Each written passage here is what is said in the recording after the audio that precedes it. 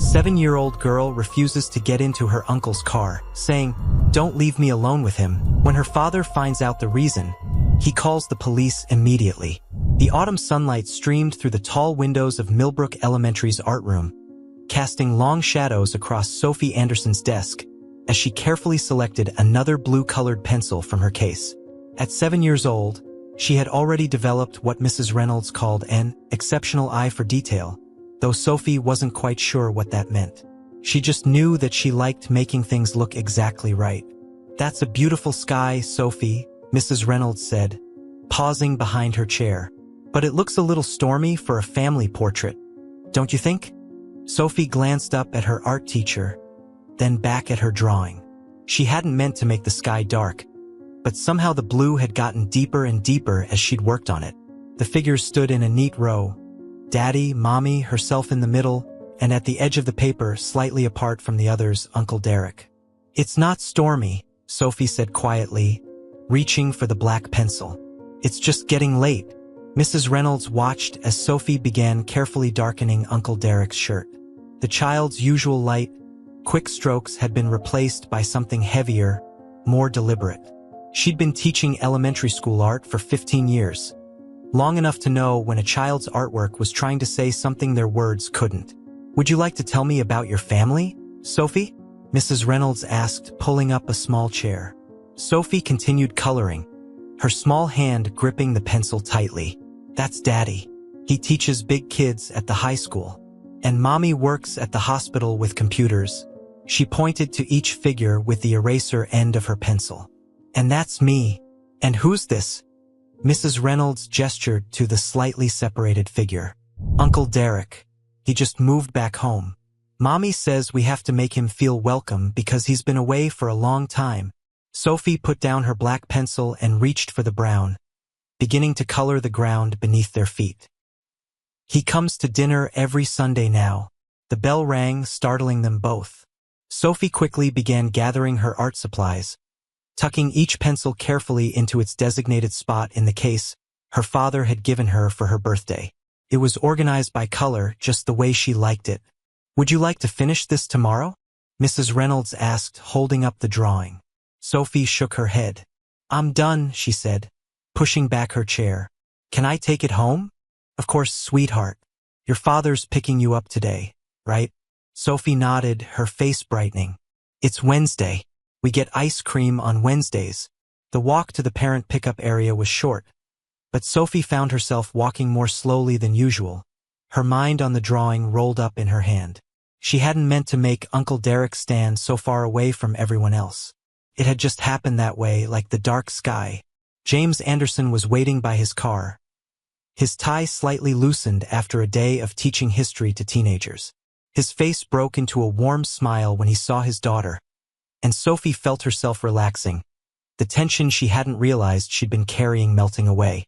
"There's my artist," he called out, kneeling down to her level. "How was your day, Soph?" Sophie wrapped her arms around his neck, breathing in the familiar scent of coffee and the peppermints he always kept in his pocket. "Good. I made a picture. Can I see it?" Sophie hesitated, then handed over the rolled paper. She watched her father's face carefully as he opened it, studying his expression the way she studied her colored pencils when choosing exactly the right shade. "This is beautiful, sweetheart," James said, but something in his voice had changed, though everyone looks a bit serious. "Was this from last Sunday's dinner?" Sophie nodded, scuffing her shoe against the pavement. "Can we get chocolate ice cream today?" James rolled the drawing back up carefully, tucking it into his messenger bag. "Of course we can. Hop in, artist."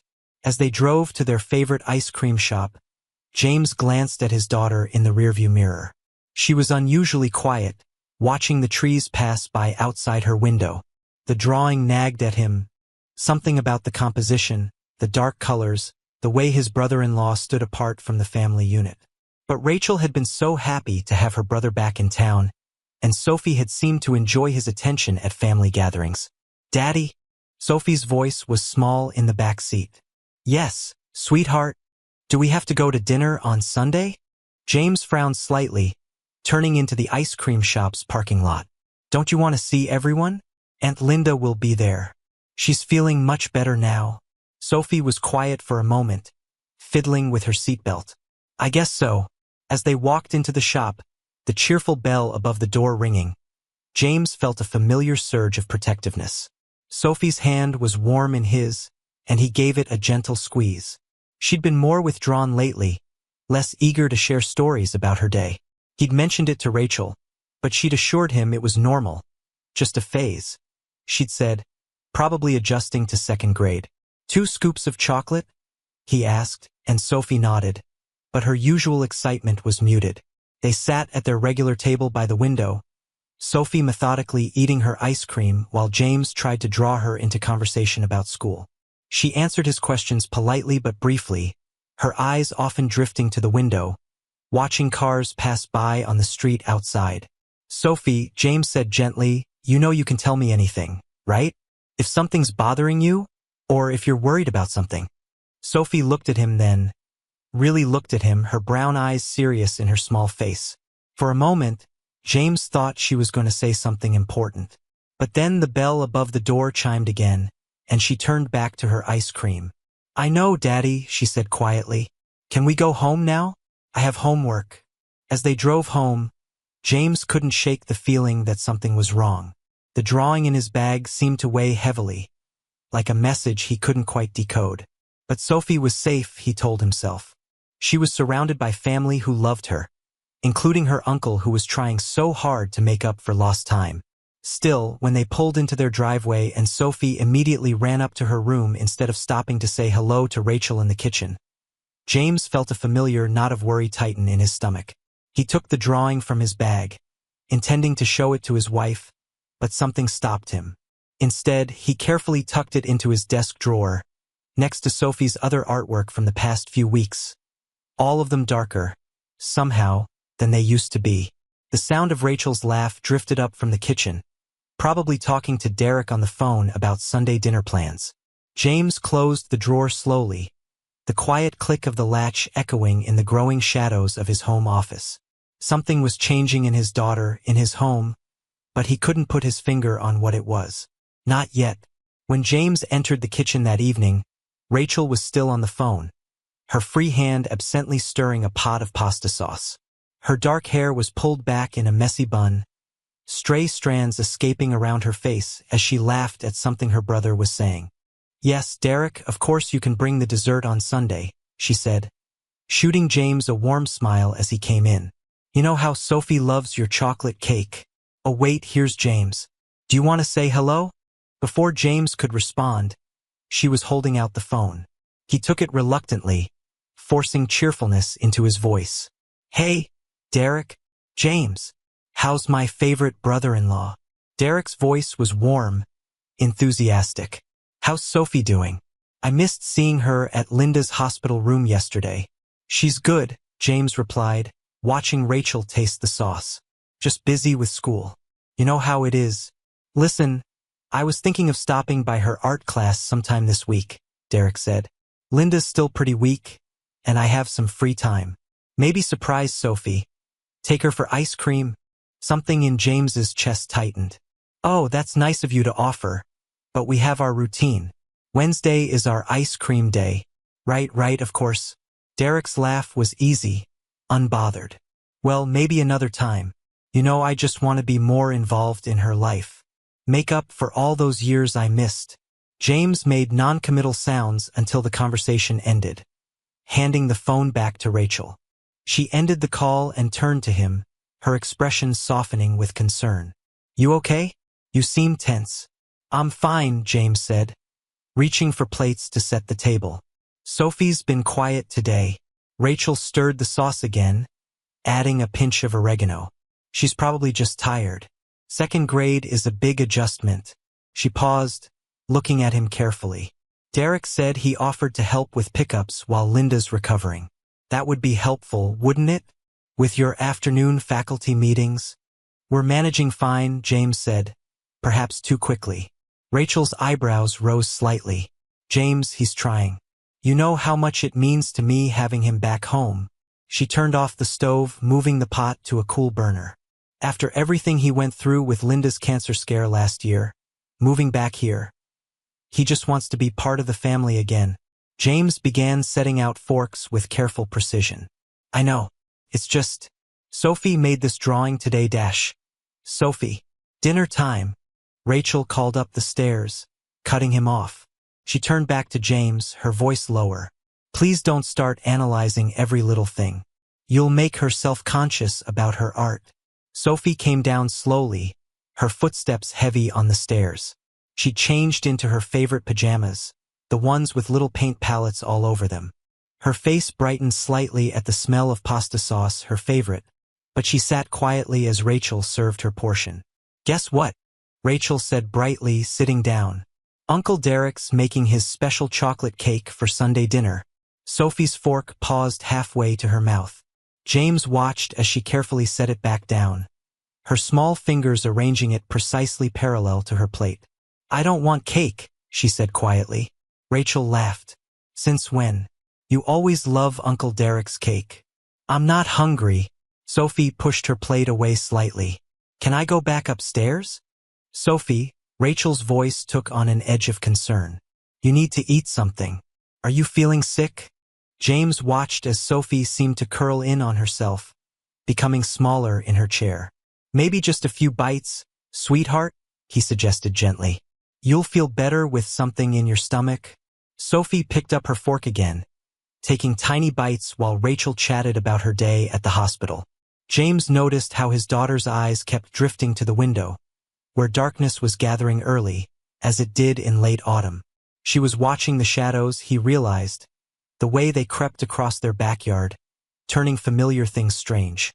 After dinner, while Rachel cleaned up, James followed Sophie upstairs for bedtime. She was already in bed when he came in, her stuffed elephant clutched tightly to her chest. Want a story tonight? He asked, sitting on the edge of her bed. Sophie shook her head. Can you just stay until I fall asleep? Of course.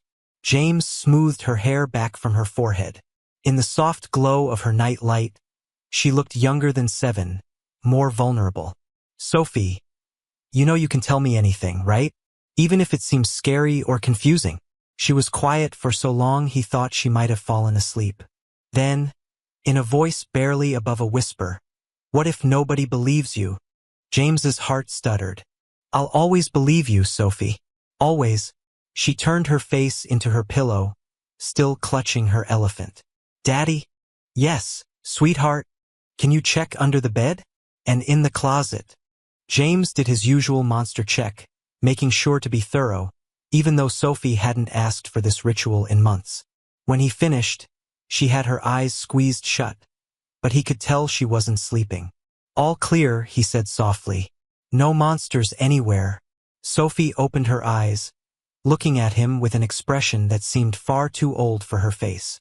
Sometimes monsters look like regular people, she said, then rolled over, pulling her blanket up to her chin.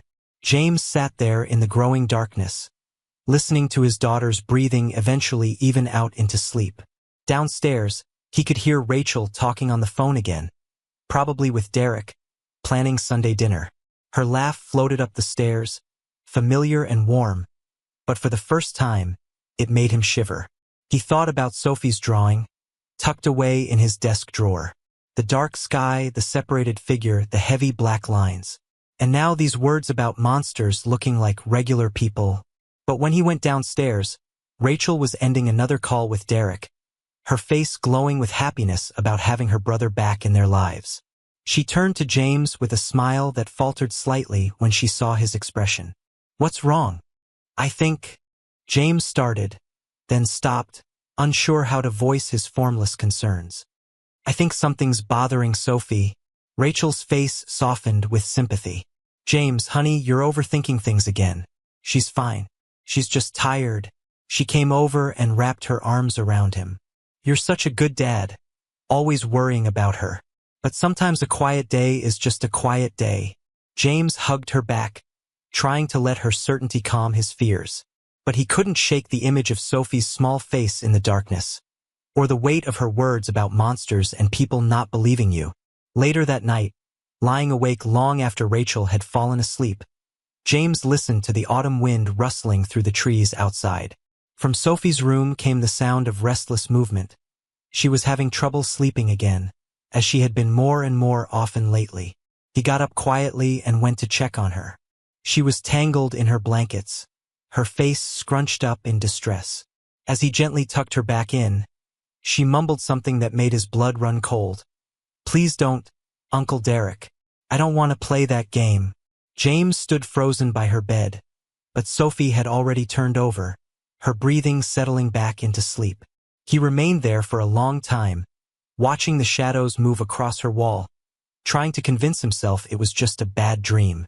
But in his heart, a seed of dread had taken root, and he knew it would not let him rest until he understood what was happening to his little girl. The morning sunlight filled Mrs. Cooper's second-grade classroom as Officer Sarah Martinez stood at the front, her police uniform neatly pressed, her smile warm and reassuring. Sophie sat cross-legged on the reading carpet with her classmates, watching intently as the officer held up colorful pictures. "Remember, kids," Officer Martinez said, "your body belongs to you. If something doesn't feel right, if someone's touch or words make you uncomfortable, that's your body's way of telling you something important." Sophie's hand tightened around her favorite colored pencil, the one she always kept in her pocket. Next to her, Tommy Wilson was making quiet siren noises, but she barely noticed. Her eyes were fixed on the picture Officer Martinez was showing now, a drawing of a child with a thought bubble full of red stop signs. "These are your warning signs," the officer continued. "That funny feeling in your tummy, or when your heart beats really fast, or when you feel like running away. Those are like your body's own special alarm system." Sophie's free hand unconsciously moved to her stomach. She knew about that funny feeling. Came every Sunday now, right before family dinner. And yesterday, when Uncle Derek had come to drop off some books for her mom. "But what if it's someone in your family?" a girl named Lucy asked from the back. "My mom says we have to hug relatives even if we don't want to." Officer Martinez's face grew serious. "That's a very good question, Lucy. Even with family members, you have the right to say no to hugs or touches that make you uncomfortable. Your body, your rules." Sophie felt something loosen in her chest, like a knot she hadn't known was there. She thought about Sunday dinners, about Uncle Derek always wanting her to sit on his lap while he read stories, about the way he'd stroke her hair and call her his special girl. After the presentation, Mrs. Cooper handed out worksheets with pictures of different situations. They were supposed to color them red for unsafe feelings and green for safe feelings. Sophie stared at her paper, the colors swimming before her eyes. "Sophie," Mrs. Cooper's voice was gentle. "Do you need help getting started?" Sophie looked up at her teacher, then back at the worksheet. There was a picture of a child being hugged by an adult. She picked up her red pencil, then put it down again. Uncle Derek's hugs used to feel safe, didn't they? When did they start feeling different? At lunch, Sophie sat with her best friend Emily, but she couldn't focus on Emily's story about her new puppy. Her mind kept going back to Officer Martinez's words about warning signs and body rules. "Sophie," Emily waved a hand in front of her face. "You're being weird again. You've been stirring your soup forever." "Sorry," Sophie mumbled. "I was thinking about the police lady's talk." Emily took a big bite of her sandwich. "My mom says we shouldn't worry about that stuff. Bad things only happen with strangers." Sophie felt that familiar twist in her stomach. "But Officer Martinez said want to trade desserts?" Emily interrupted, already reaching for Sophie's cookie. After school, James was waiting in the pickup line. Sophie climbed into the back seat, clutching her backpack close. "How was school today, sweetheart?" he asked, watching her in the rearview mirror. "We had a police officer visit," Sophie said quietly. "She talked about bodies and rules." James nodded encouragingly. "That sounds like an important lesson. Did you learn anything interesting?" Sophie was quiet for a long moment, her fingers tracing the zipper of her backpack.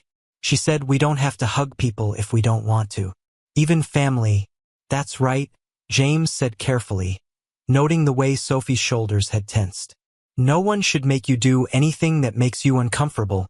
But Mom says it's rude not to hug Uncle Derek when he comes over." The words tumbled out quickly, like Sophie had been holding them back. She says he'll feel hurt because he missed so many hugs when he was away. James gripped the steering wheel tighter, remembering Sophie's nightmare words from a few nights ago. Sophie, your body belongs to you. If you don't want to hug anyone, that's okay. I'll support you. In the mirror, he saw Sophie's eyes fill with tears. But then everyone gets mad. Mom says I'm being difficult. And Uncle Derek, he says I'm hurting his feelings. That I don't love him anymore. James pulled the car over, his heart pounding. He turned to face his daughter. Sophie, listen to me. You are not being difficult. Your feelings matter. Would you like me to talk to Mom and Uncle Derek about this? Sophie's face crumpled.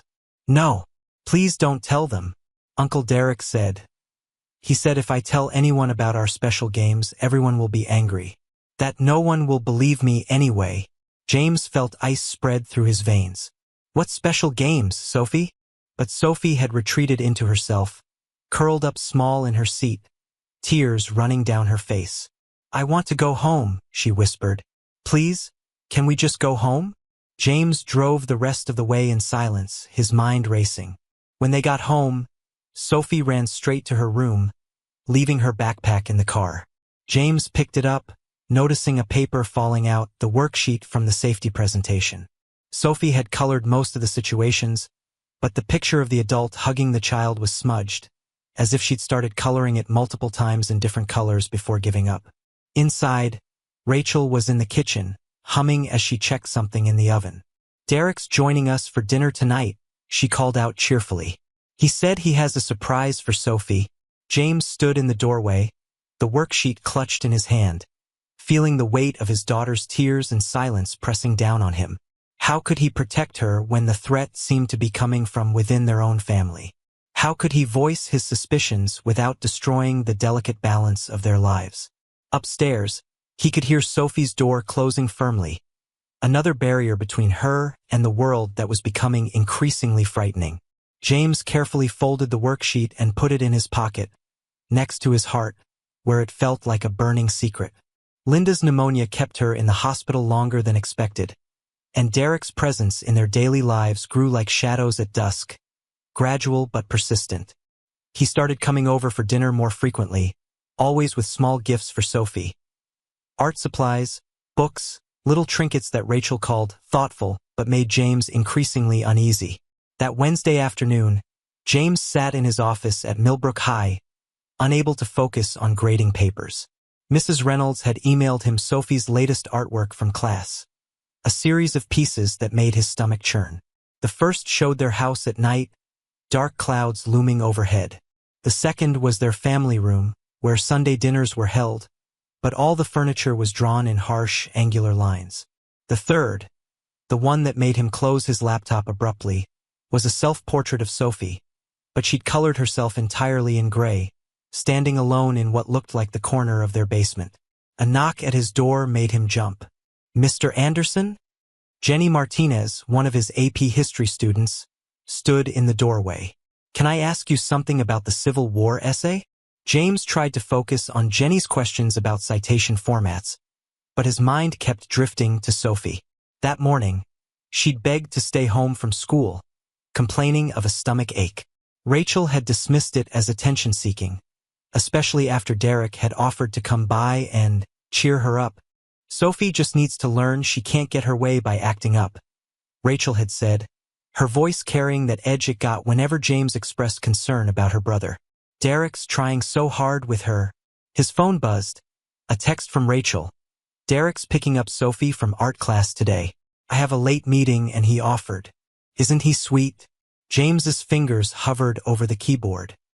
He thought about Sophie's gray self-portrait, about the way she'd started sleeping with her lights on, about how she flinched when Derek tried to hug her last Sunday.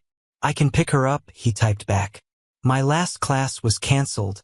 Already arranged, Rachel replied. Don't worry. James stood up so abruptly that Jenny stepped back in surprise. Class dismissed, he said, gathering his things. We'll continue this tomorrow. He drove to Millbrook Elementary faster than he should have, arriving just as the art class was ending. Through the window, he could see Sophie at her desk, hunched over a drawing. Mrs. Reynolds stood nearby, her face concerned. As he watched, Derek appeared at the classroom door, his tall frame filling the space. Sophie's shoulders tensed visibly, her hand gripping her pencil so hard James could almost see it shaking from where he stood. Mrs. Reynolds said something to Derek, gesturing to a visitor's pass. While Derek turned to write his name, James slipped into the building, his heart pounding. The sound of his dress shoes on the linoleum made Sophie look up. The relief on her face was immediate and devastating. "Daddy!" She ran to him, colliding with his legs hard enough to make him stumble. Derek turned, his friendly smile faltering for just a moment before recovering. "James, didn't expect to see you here. Rachel said you had classes. Last one was canceled," James said, his arm around Sophie's trembling shoulders. "Thought I'd surprise my girl." Mrs. Reynolds watched this interaction carefully, her eyes moving between Sophie's tight grip on her father's coat and Derek's carefully maintained smile. "Well, since you're here," Derek said easily, "why don't we all go get ice cream? Make it a guy's day out with my favorite niece." Sophie's fingers dug into James's side. "Actually," James said, "Sophie has a dentist appointment.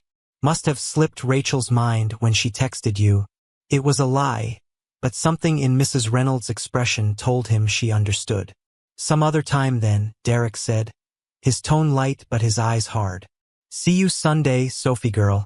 Sophie didn't respond, her face pressed into James's coat. After Derek left, Mrs. Reynolds approached them, holding Sophie's latest drawing. "Mr. Anderson, could we speak for a moment?" Sophie looked up, panic flashing across her face. "It's okay, sweetheart," James soothed. "Why don't you pack up your art supplies? I'll be right here." Mrs. Reynolds led him a few steps away, unfolding the drawing. It showed a small figure Sophie, surrounded by looming shadows that seemed to have hands reaching toward her. In the corner, barely visible, was a larger figure turned away, colored in what looked like James's usual brown coat. "Sophie's art has been concerning lately," Mrs. Reynolds said quietly. "The themes are getting darker, and she's been using a lot of imagery that, in my experience, can indicate—" She paused, choosing her words carefully. "Has Sophie talked to you about anything that's bothering her?" James stared at the drawing, at the figure in his coat turned away while shadows reached for his daughter. "She's been having trouble sleeping," he said, "and she's been quieter. But whenever I ask, she just closes up." Mrs. Reynolds nodded. "That's common when children are struggling with something they don't have words for." The weight of what she wasn't saying hung between them. "Mr. Anderson," Mrs. Reynolds continued, even softer now, "I've been teaching for 15 years. Sometimes, children tell us things through their art that they're afraid to say out loud. And sometimes, the people closest to them have trouble seeing what's right in front of them because the truth is too unthinkable." James finished, his voice hoarse. Sophie appeared at his side, her art supplies packed away, her small hand seeking his. Mrs. Reynolds gave him a long look that said more than words could. "Thank you," James said, taking the drawing, "for paying attention." In the car, Sophie was quiet, but it was a different kind of quiet, almost peaceful, as if just having James there was enough to make her feel safe. He watched her in the rearview mirror, this precious child he'd sworn to protect, and felt something crystallize in his chest. The shadows were closing in, but he wouldn't let them take his daughter. Not while he could still stand between her and the darkness. The day that everything changed started like any other. Sophie sat in art class, working on what Mrs. Reynolds had called a free expression piece. Her colored pencils were lined up precisely on her desk: blue, black, red, and gray, the colors she used most often now. "Sophie," Mrs. Reynolds said softly, appearing beside her desk. "Your uncle is here to pick you up." Sophie's hand froze mid-stroke, the black pencil pressing too hard against the paper. Through the classroom door's window, she could see Uncle Derek signing in at the front desk, his familiar green jacket making her stomach twist into knots. "I want to wait for Daddy," Sophie whispered, though she knew it wasn't Wednesday. Daddy always came on Wednesdays. Mrs. Reynolds knelt beside her desk. "Sweetheart, the office said your mom arranged for your uncle to take you home today. Because of Aunt Linda's condition, Sophie began packing her pencils away, her hands shaking so badly that she dropped the red one. It rolled under her desk, but she couldn't make herself reach for it. "I don't want to go," she said, her voice so quiet it was barely audible. Mrs. Reynolds tilted her head, studying Sophie's face. "Sophie, is there something you want to tell me?" Sophie thought about Officer Martinez's talk, about body rules and warning signs. She thought about the games Uncle Derek wanted to play when no one else was around, about his special secrets that made her feel sick and scared. Sophie started, then stopped as Uncle Derek's words echoed in her head. "No one will believe you anyway. You'll just make everyone sad and angry." The classroom door opened. "There's my favorite artist." Uncle Derek's voice boomed across the room, making Sophie flinch. "Ready to go? I thought we could stop for a treat on the way home." Sophie looked at Mrs. Reynolds, then at her half-finished drawing, a maze of dark corridors with no exit. "I don't want to," she said again, louder this time. "Sophie," Derek's voice took on that edge she'd grown to fear, though his smile remained fixed. "Don't be difficult. Your mom asked me to pick you up." "Mr. Anderson," Mrs. Reynolds stood up, positioning herself slightly between Sophie and Derek. "I don't mean to overstep, but Sophie seems uncomfortable. Perhaps we should call her parents to confirm." "That won't be necessary," Derek said smoothly. "Rachel, my sister, already cleared this with the office. Sophie's just being shy today. Aren't you, sweetheart?" He reached for Sophie's backpack, but she grabbed it first, clutching it to her chest like a shield. "No," she said, and this time her voice was firm. "I won't go with you." The silence that followed was heavy. Derek's smile slipped for just a moment, revealing something that made Sophie shrink back in her chair. "Sophie," he said, his voice honey-sweet but his eyes hard, "you're making a scene. We don't want that, do we? Remember our special talks about being a good girl?" Mrs. Reynolds moved to her desk, picking up her phone. "I think I should call Mr. Anderson." "That's really not Derek started. But Sophie cut him off with something that surprised even her. "I said no." The words burst out of her, loud and clear. "I don't want to go with you. I don't want to play your games. I want my daddy." Other students were staring now. Mrs. Reynolds was already dialing, her eyes never leaving Derek's face. And Derek, Uncle Derek, who always seemed so big and scary, suddenly looked small and uncertain. "Sophie's clearly distressed," Mrs. Reynolds said firmly. "I'm calling her father." Derek backed toward the door, his friendly mask cracking. "This is ridiculous. Rachel will hear about this." After he left, Sophie started shaking so hard her teeth chattered. Mrs. Reynolds wrapped her in a soft blanket they kept in the reading corner, speaking quietly into her phone. "Mr. Anderson? This is Mrs. Reynolds from Millbrook Elementary. There's been a situation with Sophie." "Yes." "No, she's safe, but I think you should come right away." Sophie hugged her backpack, feeling the weight of what she'd done settle over her. She'd said no. She'd actually said no, just like Officer Martinez had taught them. But now everyone would be angry. Mom would be upset. Aunt Linda would cry. And Uncle Derek. "Sophie," Mrs. Reynolds was kneeling beside her again. "Your daddy's on his way. You were very brave just now. Do you understand that? Very, very brave." Sophie nodded, but she couldn't stop shaking. She'd broken the biggest rule. She'd refused Uncle Derek. Had almost told about their special secret. What would happen now? "Can you tell me why you didn't want to go with your uncle?" Mrs. Reynolds asked gently. Sophie looked at her teacher's kind face, then at her unfinished drawing with its dark corridors. She thought about all the things she wanted to say, about the knot of fear that lived in her stomach now, about how Uncle Derek's games made her feel dirty and scared. But the words wouldn't come. Not yet. Instead, she just whispered, "He's not safe." Mrs. Reynolds nodded as if those 3 words told her everything she needed to know. Maybe they did. They sat together in silence until James arrived, out of breath and wild-eyed. When Sophie saw him in the doorway, something inside her broke. She ran to him, sobbing, all her carefully held together pieces finally falling apart. "Daddy," she cried into his shirt. "I said no. I said no like the police lady taught us. James held her close, his heart pounding against her ear. You did exactly right, Sophie. Exactly right. Over her head, he met Mrs. Reynolds' grave expression, and in that moment, all his suspicions, all his fears, began to crystallize into a terrible certainty. The storm was about to break. The drive home from Millbrook Elementary was silent, heavy with unspoken words.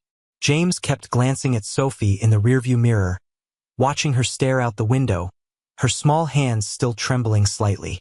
His phone had been buzzing continuously. Missed calls from Rachel. Text messages from Derek trying to explain the misunderstanding. He turned it off. When they pulled into their driveway, Rachel was already there, pacing on the front porch. Sophie tensed in her seat. Can we not go in? She whispered. Please, Daddy. We have to, sweetheart, James said gently. But I'm right here. I won't leave you alone. Rachel rushed to the car as they got out. What is wrong with you, James? Derek called me completely upset. He said you had the school accuse him of. She couldn't even finish the sentence. Not here, James said firmly, noting how Sophie pressed against his leg. Inside, once in the house, Sophie tried to run upstairs, but Rachel caught her arm. Young lady, you need to explain why you treated your uncle that way. Rachel, James's voice held a warning. Let her go. No, this has gone on long enough. Your paranoia is infecting our daughter, James. Derek is family. I don't want to play his games anymore. Sophie burst out, tears streaming down her face. I don't want his special secrets. Rachel's face went white. What are you talking about? Sophie, what games? But Sophie broke free and ran upstairs, the sound of her door slamming echoing through the house. James moved to follow her, but Rachel grabbed his arm. What have you been putting in her head? She demanded. Derek would never. He's her uncle. He loves her. Does he? James's voice was deadly quiet. Then why did our daughter scream in terror rather than go with him today? Why has she been having nightmares? Why does every drawing she makes lately look like a cry for help? She's just acting out. Kids do that. But there was a tremor in Rachel's voice. Derek had some troubles when he was younger, but he got help. He changed. James stared at his wife. What troubles, Rachel? What aren't you telling me? Rachel's face crumpled. It was nothing, just some rumors about him and our cousin's daughter. But they were never proven. The family handled it internally. The family handled it? James felt sick. Like you're trying to handle this now? You don't understand, Rachel's voice broke. Our family. We don't air our dirty laundry. We protect each other. Protect each other? James roared, making Rachel step back. What about protecting Sophie? Upstairs, they could hear Sophie crying. James lowered his voice, but his words were no less intense. Our daughter is terrified, Rachel. She's 7 years old and she's carrying around special secrets that make her shake with fear. And you're worried about protecting your brother? You don't know what it would do to this family if these accusations got out, Rachel pleaded. Derek's marriage, his job at the youth center The youth center? James felt the room spin. He works with children? A knock at the door made them both freeze. Through the front window, they could see Derek standing on the porch. No, James said as Rachel moved toward the door. He's not coming in this house. He's my brother, James. We need to talk this through as a family. As a family? James laughed bitterly. Like your family talked through what happened with your cousin's daughter? Rachel's hand froze on the doorknob. For the first time, real doubt crept into her eyes. Mom! Sophie's small voice came from the top of the stairs. Please don't let him in. Please. Rachel looked at her daughter, really looked at her, and something seemed to break inside her. She stepped back from the door. Go away, Derek, she called out, her voice shaking. Not tonight. They could hear Derek's voice through the door, still maintaining that friendly tone that now seemed so sinister. Come on, Rach. You know Sophie's just confused. Let me explain, Dash. I said go away. Rachel screamed, surprising them all. There was silence from the porch, then the sound of footsteps leaving. Rachel slid down the wall, tears streaming down her face. "Oh God," she whispered.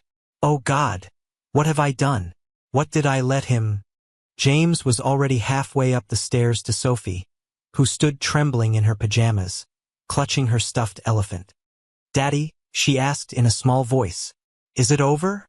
James gathered her in his arms, feeling her heart racing against his chest.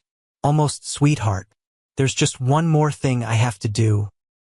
He carried her to her room, where Rachel stood in the doorway, her face streaked with tears. "Stay with her," he told his wife. "Don't let her out of your sight." "Where are you going?" Rachel asked, though her eyes said she already knew.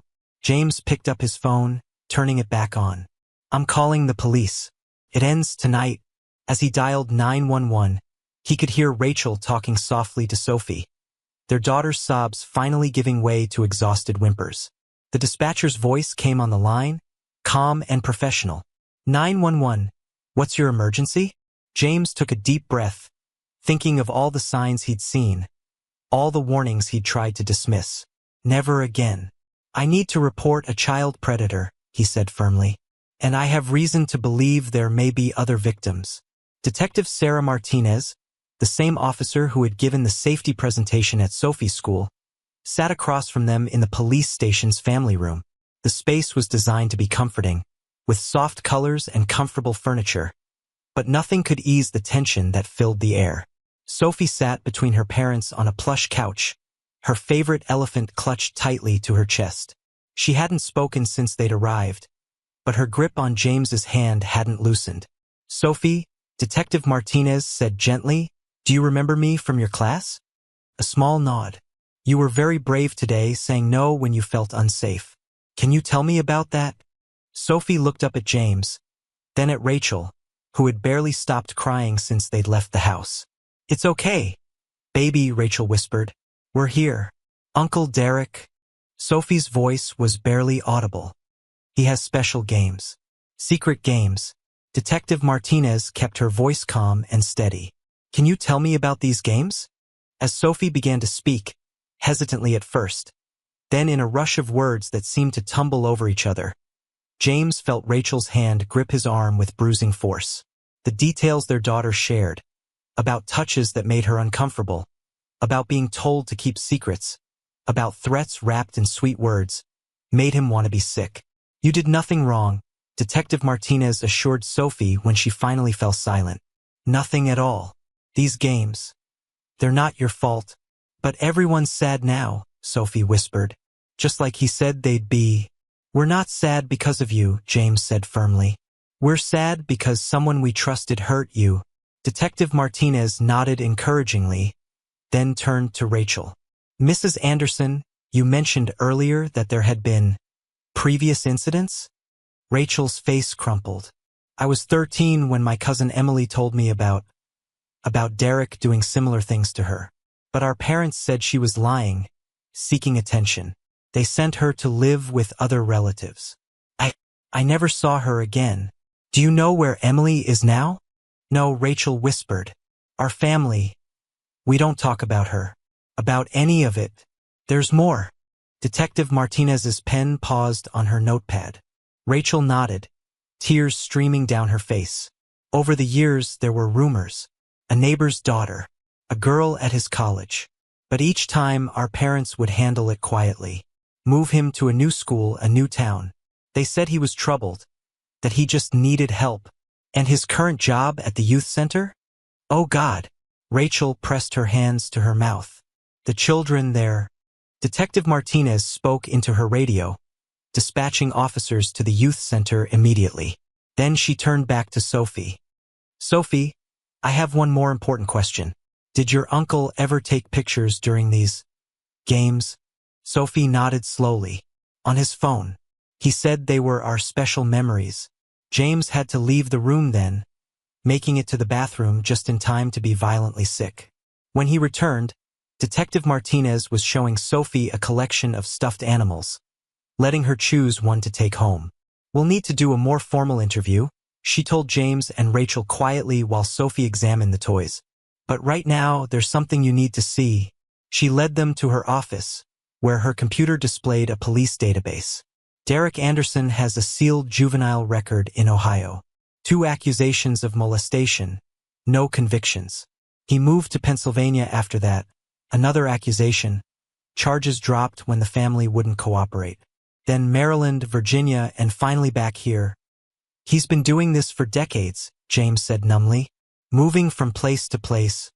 And every time the families chose silence, Detective Martinez confirmed. Until today, Rachel made a sound like a wounded animal. I knew. Deep down, I knew. But he was my brother, and our parents always said, "It's a common pattern in families," Detective Martinez said gently.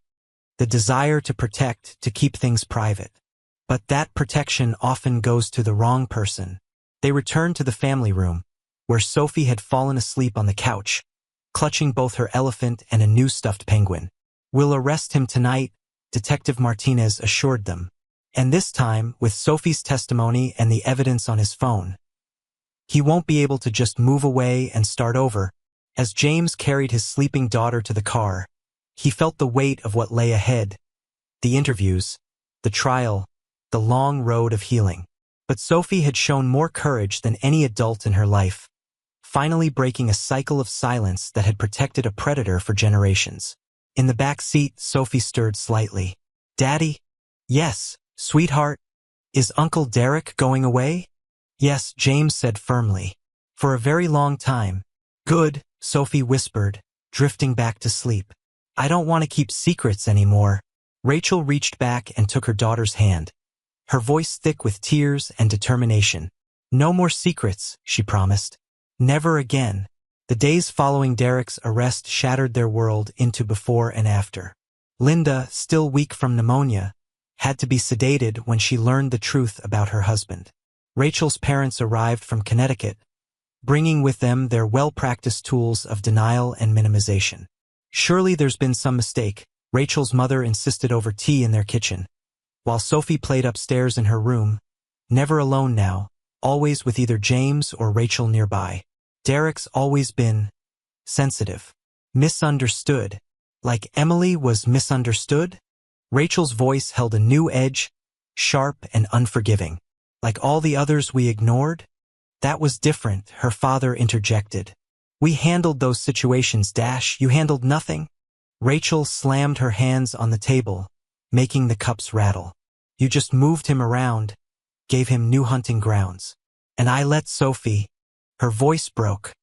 "I let my own daughter become his prey because I was too cowardly to face the truth." Upstairs, James sat outside Sophie's room, listening to her talk with her new therapist, Dr. Sarah. They'd found someone who specialized in child trauma, who knew how to help young children process experiences they should never have had to face. "Can I show you my new drawing?" Sophie's voice drifted through the partially open door. There was a rustling of paper. "This is beautiful, Sophie," Dr. Sarah said warmly. "The sky is so much brighter than in your other pictures." "Daddy says the dark things can't hurt me anymore," Sophie explained. "And Mom doesn't make me hug anyone I don't want to now." James closed his eyes, feeling tears threaten. They'd all failed her so badly, and yet she still found ways to heal, to trust, to move forward. The sound of raised voices from downstairs grew louder. Rachel's parents were leaving or being asked to leave, from the tone of it.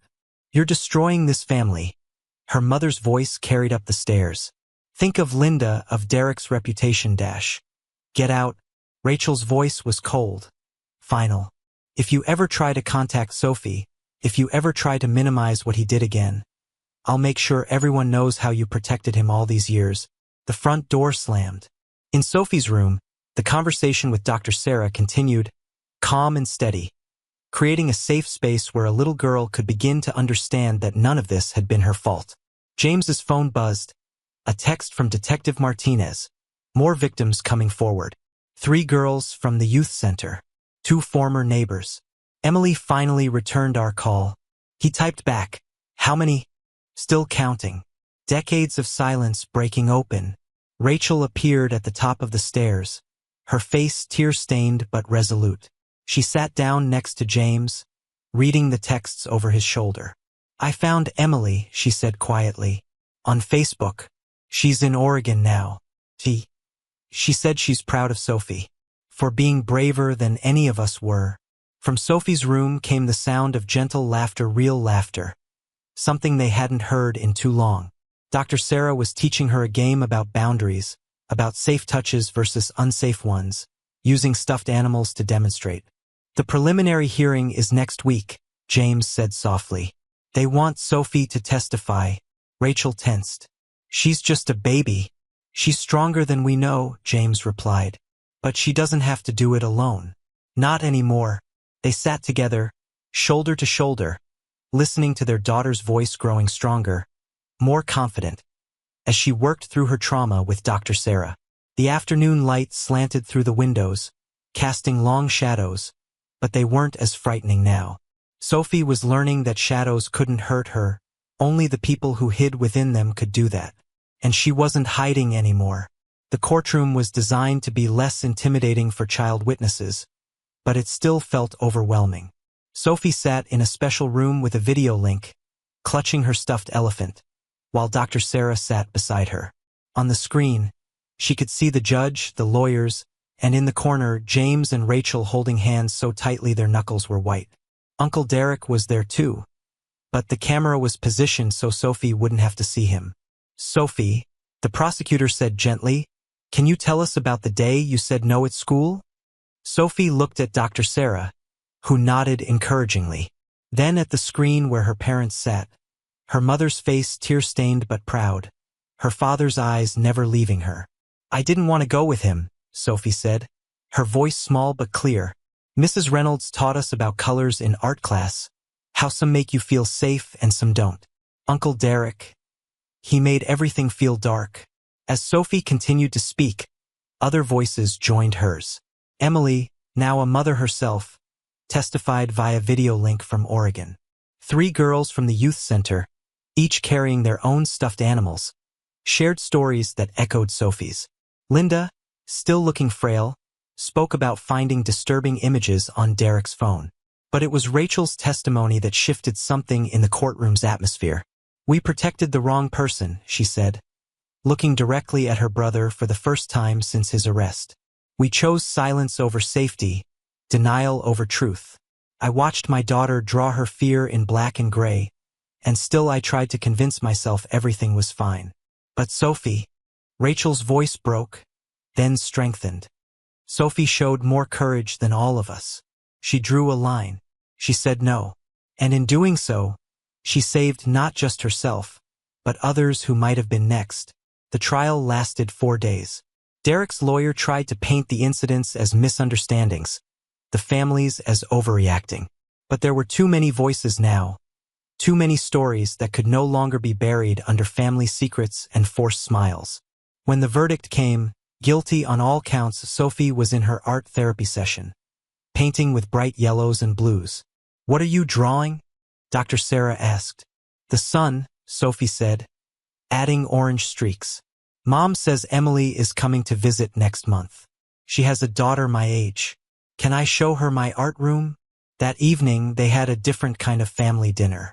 Emily and her family had sent a video message, and Linda joined them, slowly learning to build a life without the man she thought she knew. Rachel's parents had sent a letter, but it remained unopened on the mantel. Healing would come in its own time, if at all. I have something for you, James said to Sophie after dinner, pulling out a new set of professional colored pencils. Mrs. Reynolds says you're ready for these. Sophie ran her fingers over the pencils, arranging them in rainbow order. Not just blacks and grays anymore, but every color imaginable. Can I draw our family? She asked. Of course, sweetheart. They watched as she worked, her small face serious with concentration. When she finished, she held up the picture. It showed their house, but this time with a bright blue sky. In front were 3 figures, Sophie, James, and Rachel, surrounded by a golden light that seemed to protect them. No shadows, no separated figures, no dark corners, just family, redefined and stronger for having faced the truth together. Would you like me to continue with the final chapter? 1 year later, Sophie stood in the Millbrook Elementary School art gallery, surrounded by drawings and paintings from students across the district. Her piece hung in the center, a triptych that Mrs. Reynolds had helped her frame especially for the exhibition. The first panel showed a house at night, shadows creeping in from all sides. The second depicted a small figure standing tall, saying "N.O." in bold red letters. The third, the one that always made James's throat tight, showed a family bathed in sunrise, the shadows retreating. "You did it, Sophie," Emily said softly, standing beside her niece. She had moved her family back east, just an hour away, breaking decades of enforced distance. Her daughter, Maya, was now Sophie's constant companion, the two girls sharing a bond their mothers never had the chance to forge. Linda stood on Sophie's other side, her hand resting gently on the girl's shoulder. The past year had been hard for her, but she'd found strength in supporting the victims' families, in turning her pain into purpose. "Mrs. Reynolds says my art is helping other kids," Sophie said, watching a group of students gather around her display. "She uses it in her safety classes now." Rachel, who had been speaking with Detective Martinez nearby, joined them. The two women had formed an unexpected alliance, working together to create new child safety programs in schools across the state. Rachel's testimony at Derek's trial had inspired other families to break their own cycles of silence. "The superintendent wants to display your work at other schools," Rachel told Sophie. "Would that be okay?" Sophie considered this, twirling one of her colored pencils. She always kept at least one in her pocket, but now they were bright colors, not just the dark ones. "Will it help other kids be brave?" she asked. "I think it already has," James said, joining his family. He nodded toward a small group of children and parents talking with Dr. Sarah near the refreshment table. They were from the youth center families who had come forward after Sophie's testimony, finding their own voices. Detective Martinez had told them yesterday that Derek's case had opened investigations in 3 other states. More survivors were speaking up, more families choosing truth over silence. The ripples of one child's courage continued to spread. "Sophie," Maya called from across the room. "Come see what Mrs. Reynolds is showing us." Sophie looked up at her parents, getting their nod of approval before joining her cousin. The two girls huddled with their art teacher, who was demonstrating a new painting technique, something with lots of bright colors. "She's really healing, isn't she?" Linda said softly, watching Sophie laugh at something Maya whispered. "We all are," Rachel replied, squeezing Linda's hand. James watched his daughter, remembering the frightened child who once colored herself in gray. Now she was helping create a mural for the school's entrance, a bright sunrise with the words, "Your voice matters," painted in rainbow colors. "Mr. and Mrs. Anderson?" A woman approached them hesitantly. "I'm sorry to interrupt, but my daughter just started attending therapy because of Sophie's art. When she saw that first panel, she finally found a way to tell us what was happening at her uncle's house. I just wanted to say thank you." Rachel hugged the woman without hesitation, both of them crying and laughing at once. Around them, the art gallery buzzed with life and conversation, as more families shared their stories, finding strength in breaking the silence together. Sophie's voice rang out clear and happy, explaining her artwork to a group of students. "See, the shadows look scary," she was saying, "but they can't hurt you if you're brave enough to tell. And there are always people who will believe you and help you find the light again." James felt Rachel's hand slip into his as they watched their daughter, no longer a victim, but a survivor whose courage had lit a path for others to follow. Outside, the sun was setting, painting the sky in brilliant colors. But inside, in this space filled with art and truth and healing, there were no shadows left to fear. Just the warm light of family redefined, of silence broken, of love that grew stronger for having faced the darkness and chosen to shine anyway. Sophie looked back at her parents and smiled, a real smile, bright as the colors she now used to tell her story. And in that smile was everything they had fought for: safety, truth, and the unshakable knowledge that her voice, once found, could never be silenced again.